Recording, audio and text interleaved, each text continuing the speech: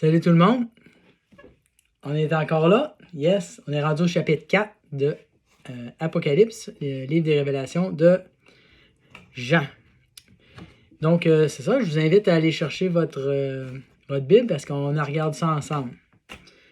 C'est vraiment le fun, puis si, comme j'ai dit, si vous avez des commentaires, des choses à partager, ben ce serait le fun que je puisse en entendre parler, fait que gênez-vous pas, ça va me faire plaisir, j'aime beaucoup ça, partager sur le sujet.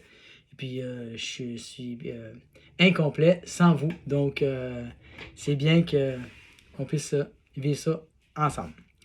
Fait qu'on est au chapitre 4. Après cela, je regardais, et voici, une porte était ouverte dans le ciel. La première voix que j'avais entendue comme le son d'une trompette qui me parlait dit « Monte ici et je te ferai voir ce qui doit arriver dans la suite. » C'est ça quand même intéressant parce que ici, il parle en tout cas, il parlait comme le son d'une trompette. Puis la trompette, c'est quand elle retentit, quand elle est entendue, c'est quelque chose de solennel. C'est quelque chose qu'il faut souligner. Dieu souligne par le son de la trompette. La première voix que j'avais entendue comme le son d'une trompette et qui me parlait dit « Monte ici, je te ferai voir ce qui doit arriver dans la suite. » Fait que là, ça dit « Aussitôt je fus ravi en esprit, et voici, il y avait un trône dans le ciel. Et sur ce trône, quelqu'un était assis. Celui qui était assis avait l'aspect d'une pierre de jaspe, de sardoine, et le trône était environné d'un arc-en-ciel semblable à de l'émeraude. » C'est vraiment flyé, là. C'est vraiment hot, c'est super beau. Fait que le son de la trompette, avant que notre frère Jean soit, il dit, avant, aussitôt je fus ravi en esprit, avant qu'il soit ravi en esprit, c'est ça, il a entendu le son de la trompette parce que c'est extrêmement important de le souligner. C'est important de le reconnaître. C'est solennel, c'est wow. Celui qui était assis avait l'aspect d'une pierre de jaspe, de sardoine, et le trône était environné d'un arc-en-ciel semblable à de l'émeraude. Moi, j'aime beaucoup l'arc-en-ciel. L'arc-en-ciel, je trouve ça très, très beau. À toutes les fois qu'il pleut et qu'il y a du soleil, je suis tout le temps là en train de regarder et essayer de voir, ah, tu vois un arc-en-ciel, j'aime vraiment ça. Et puis, de voir ça dans la gloire de Dieu, environné d'un arc-en-ciel semblable à de l'émeraude, ça devait être beau en titi, là. C'est la gloire de Dieu.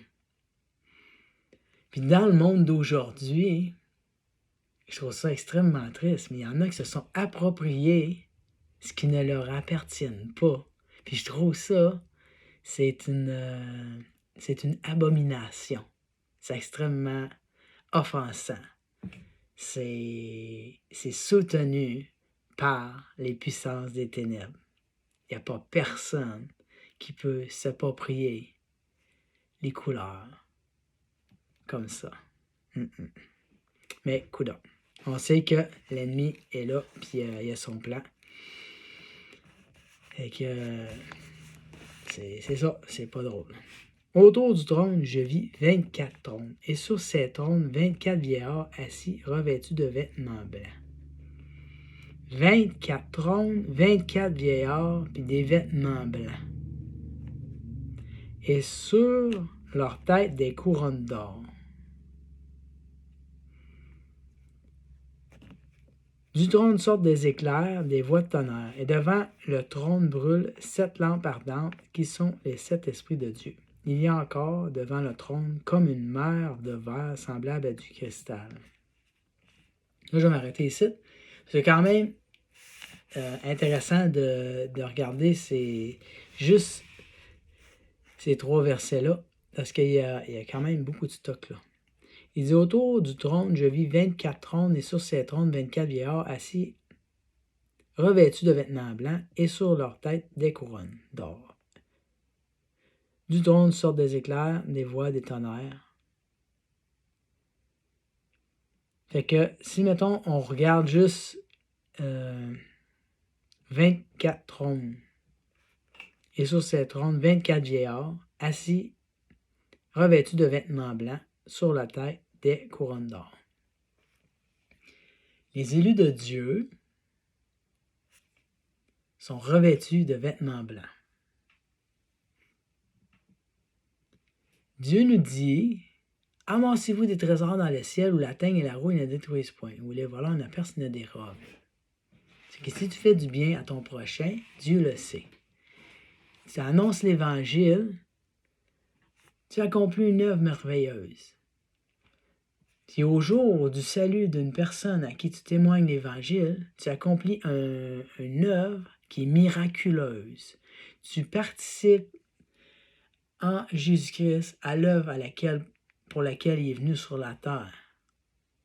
Puis souvent, il y en a qui disent « Ah, on va faire des œuvres ou des miracles plus grands que ceux-là de Jésus. » Mais moi, j'ai la misère à comprendre ça parce que Jésus-Christ est le créateur du ciel et de la terre. J'ai jamais vu personne créer un ciel ni une terre.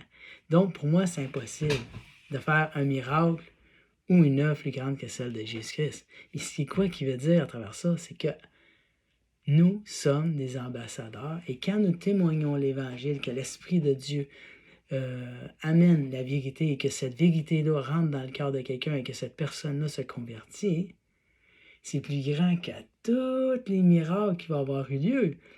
Même pour une résurrection d'un mort. Ben oui! Fait que, allons annoncer l'Évangile. Allons gagner des âmes, parce que c'est pour cette raison-là que Jésus-Christ est venu sur la terre. Bon, je reviens au trône et puis aux 24 vieillards. En fait, j'ai un petit peu débordé, mais l'idée, c'est de savoir les vêtements blancs et les couronnes. On s'interroge à savoir c'est qui les 24 vieillards. Et puis, c'est sûr que c'est pas des êtres comme les 4 êtres qu'on va voir plus tard, là. C'est pas des anges, c'est vraiment des personnes. C'est comme des élus, mais c'est qui ces 24-là? Puis j'ai regardé une vidéo, je ne m'approprie pas rien d'avoir trouvé quelque chose en particulier, c'est que j'ai écouté quelque chose qui parlait des 24 vieillards, j'ai trouvé que ça ressemblait vraiment à ce que ça pouvait être. À cette heure, c'est les interprétations qu'on y fait, mais je trouvais que c'était vraiment bien. C'est que le chiffre 24, on ne le voit pas partout dans la Bible. Par contre, le chiffre 24 se divise en 2, puis ça fait 12. Puis 12, ça, on connaît ça. Il y avait 12 disciples. Intéressant. Puis il y avait 12 tribus d'Israël. Intéressant. C'est vraiment intéressant quand on pense à ça. Puis Dieu il dit qu'il va écrire son nom sur la ville sainte, Nouvelle-Jérusalem. Il y a 12 portes, il y a 12 fondements. C'est capoté, là. Moi, je pense, c'est pas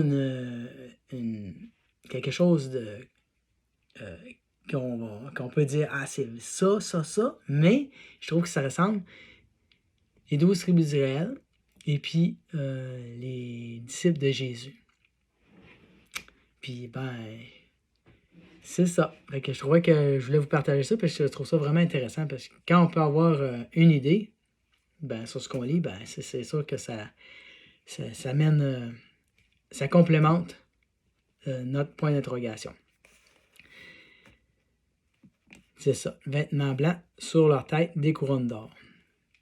Fait que c'est des vieillards. Les vieillards, c'est les personnes qui étaient là au tout début.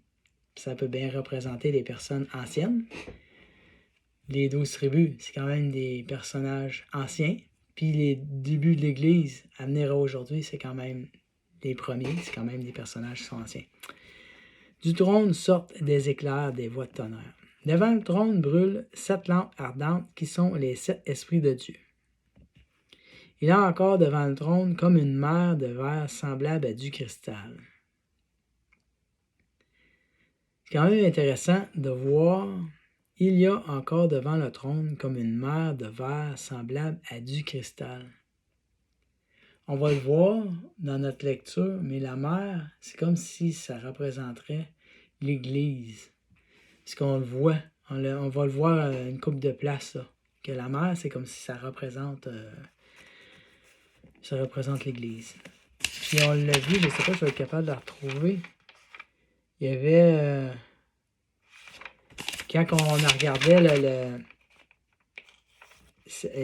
au début, là, quand Jean a eu la vision, puis il a vu la gloire de Dieu, il a vu Jésus, là, il dit « Ses pieds étaient semblables à de l'airain ardent.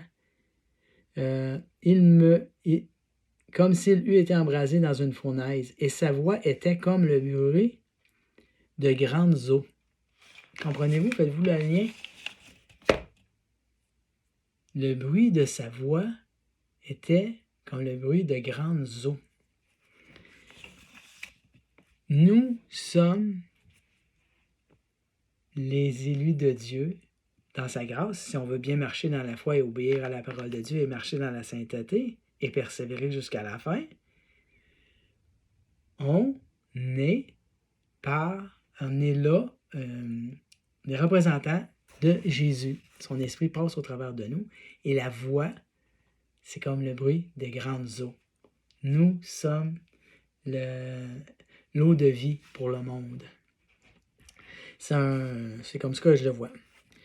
Et puis, c'est ça. Devant le trône brûlent 7 lampes ardentes, et cet esprit de Dieu, il y a encore devant le trône comme une mer de verre semblable à du cristal. Nous sommes purs, c'est comme du cristal. C'est de l'eau, ça coche pour amener les âmes à Jésus-Christ. Au milieu du trône et autour du trône, il y a 4 êtres vivants, remplis de yeux, devant, derrière. Le premier être vivant est semblable à un lion. Le second être vivant est semblable à un veau. Le troisième être vivant est semblable être vivant à la face d'un homme. Et le quatrième être vivant est semblable à un aigle qui vole. Les 4 êtres vivants ont chacun 6 ailes et ils sont remplis de yeux tout autour et au-dedans. Ils ne cessent de dire, jour et nuit, Saint, Saint, Saint est le Seigneur Dieu, le Tout-Puissant, qui est, qui était et qui vient.